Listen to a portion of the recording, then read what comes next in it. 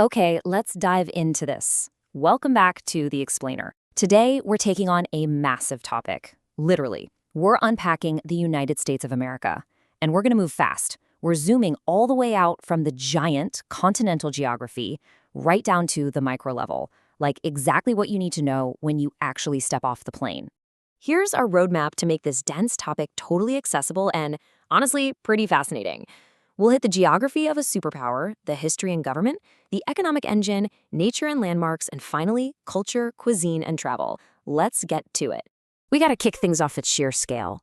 347.3 million. That's the population of the US right now. To put that into perspective for you, it's the third largest population on the entire planet, right behind India and China. So we're talking about a massive, incredibly diverse group of people. And the space they live on? It's vast. Over 9.8 million square kilometers. That geographic dominance, spread across 50 individual states, is absolutely crucial. It literally sets the stage for everything else we're going to talk about today. You just can't understand America without wrapping your head around its massive size. Section 1. Geography of a superpower. Scaling the nation. Let's see how all this land is actually organized. Now, what's really interesting about this slide is how they manage time across all that space. The US operates across 6 different time zones, from Eastern Standard Time all the way out to Hawaii Standard Time. To anchor this for those of you tuning in from India, there's a 9-hour and 30-minute time difference between Indian Standard Time and Washington, D.C. on the East Coast. That is a colossal temporal footprint. And the extremes aren't just on the clock, they're baked right into the Earth. The country is split into 8 major geographic regions, and just look at this contrast. You've got Denali Peak in Alaska soaring 20,310 feet into the sky, the highest peak in North America, and then bam, plunging straight down to Bodwater Basin in California's Death Valley, sitting 282 feet below sea level. It brilliantly illustrates just how extreme the geographic diversity really is. All right, Section 2, History and Government Structure. Building the Republic. Let's pivot from the physical landscape to how this territory actually became a unified nation. The foundation of this nation rests on a few absolutely pivotal milestones. It starts with Columbus's arrival in 1492, which really sparked European interest. That eventually boiled over into the 1776 Declaration of Independence by the original 13 colonies. They secured formal freedom from Great Britain in 1783, set up the rulebook with the 1788 Constitution, and then faced the brutal crucible of the 1861 Civil War, which ultimately ended slavery and forged the modern state we see today. This whole idea of unification, it's perfectly captured right on the Great Seal of the United States. E pluribus unum, out of many, one. It's a really brilliant reflection of how 13 distinct original colonies and eventually 50 incredibly diverse states managed to come together to form a single powerful entity. So how does that entity actually govern itself?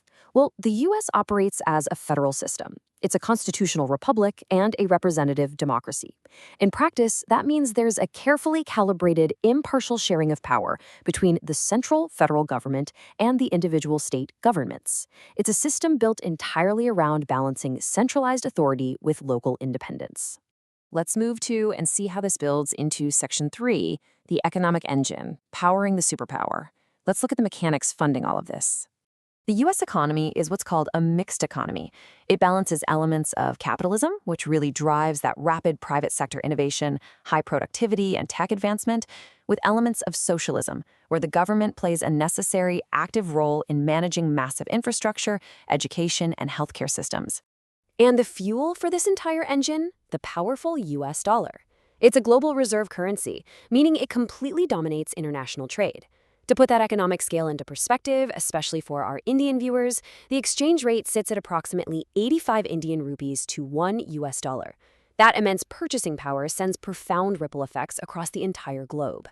That economic engine fuels global leadership in some highly specialized sectors. You've got NASA pushing the boundaries of space, Hollywood shaping global entertainment, and Ivy League schools like Harvard and MIT setting the gold standard for education. But, it's a complex picture. While specialized healthcare and advanced education are world-renowned, they're also notably expensive and face some steep challenges when it comes to universal accessibility. Section 4. Nature and Iconic Landmarks, the Grand Tour. Let's step away from the abstract economy and look at the physical beauty that draws millions of visitors every year. The actual development of the U.S. was heavily shaped by its waterways. We're talking massive lifelines. The Missouri River stretches over 4,000 kilometers. Then there's the mighty Mississippi that essentially splits the country east and west, and the Colorado River, which literally carved the Grand Canyon. Plus, you have the 5 Great Lakes on the border with Canada, holding some of the largest freshwater reserves on Earth. Nestled right among these natural wonders are some incredibly iconic urban landmarks. Over in the east, New York City is watched over by the 300-foot Statue of Liberty. Just south of there, Washington, D.C. pulses as the political heart around the White House. Jumping out west, Los Angeles radiates that classic Hollywood glamour, and San Francisco frames the coast with the breathtaking Golden Gate Bridge. Every single one of these destinations paints a vibrant picture of its region's unique vibe. But hey, it's not just about incredible cities. There's a massive dedication to preserving biodiversity here. The country boasts over 430 national park sites. That includes Yellowstone, which was actually the world's very first national park, and the stunning granite cliffs of Yosemite. These preserved lands are home to iconic national symbols, like the soaring bald eagle and the powerful American bison. Section 5. Culture, Cuisine, and Travel. On the ground. Let's zoom all the way into the micro level, what you're going to taste, see, and need to know when you actually travel there. American culture is this vibrant, crazy mix. On one hand, you have these incredible festivals, from the historic, colorful Mardi Gras in New Orleans to the wild, expressive Burning Man out in the Nevada desert. On the other hand, you've got comforting, diverse local foods.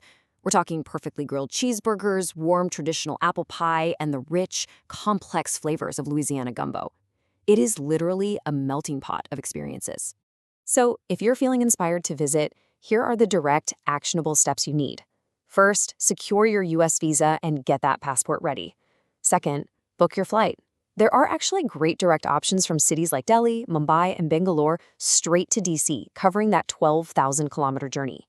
And finally, aim for the peak season, which generally runs from March through August to get the absolute best weather. So the crucial point is, once you arrive, understanding local etiquette is key to a smooth trip. Keep these unspoken rules in mind. Tipping well at restaurants is highly expected. It's a big part of the culture. Americans also really value their personal space, so just maintain a polite physical distance.